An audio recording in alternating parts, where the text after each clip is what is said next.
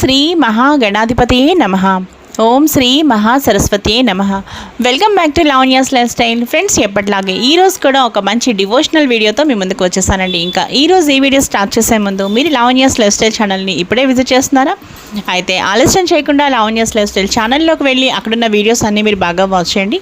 ఇంకా వీడియోస్ మీకు బాగా నచ్చితే లైక్ చేయండి, షేర్ చేయండి. అలాగే లావణ్యాస్ లైఫ్ స్టైల్ ఛానల్ని సబ్స్క్రైబ్ చేయడం మాత్రం మీరు మర్చిపోకండి. ఇంకా ఈరోజు మనం ఈ వీడియో ఏంటో చూసేద్దాం పదండి ఫ్రెండ్స్. 2025 సంవత్సరంలో వినాయక చవితి ఎప్పుడు వచ్చిందో ఈరోజు మనం ఈ వీడియోలో చూసేద్దాం.